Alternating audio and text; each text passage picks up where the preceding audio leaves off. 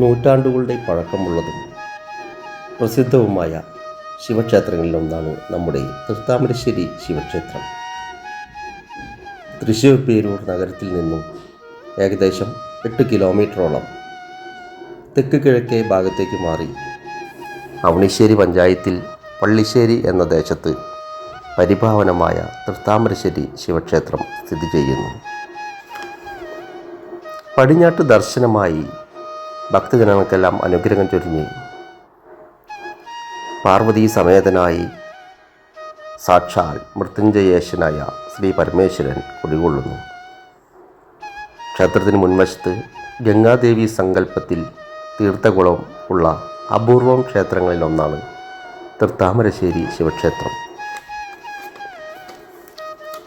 നൂറ്റാണ്ടുകൾക്ക് മുമ്പ് വെള്ളാലത്ത് മനക്കിലെ വലിയ നമ്പൂരി എല്ലാ ദിവസവും മുടങ്ങാതെ തൃശ്ശൂർ പേരൂർ ശ്രീ വടക്കുംനാഥനെ ദർശിക്കാൻ പോകുമായിരുന്നു. പ്രായമേറെ ആയിരുന്നു എങ്കിലും ക്ഷേത്ര ദർശനം ഒരു ദിവസം പോലും അദ്ദേഹം മുടക്കിയിരുന്നില്ല. പതിവ് പോലെ ഒരു ദിവസം അദ്ദേഹം ക്ഷേത്ര ദർശനത്തിന് പോയപ്പോൾ ക്ഷേത്രനട അടച്ചിരിക്കുന്നതായി കണ്ടു.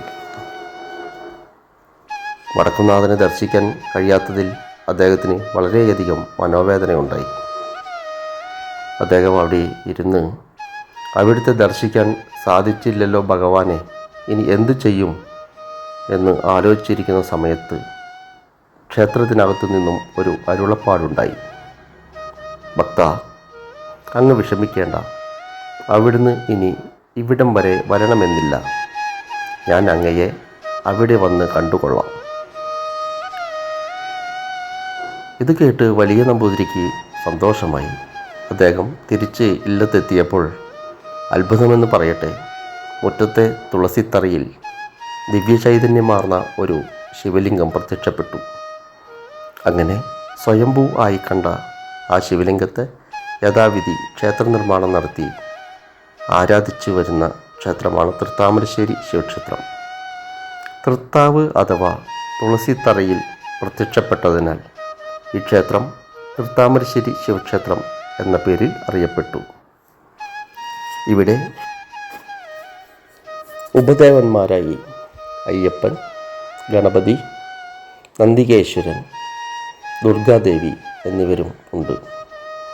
ആണ്ടുവിശേഷമായി ശിവരാത്രി മഹോത്സവം പ്രധാനമാണ്.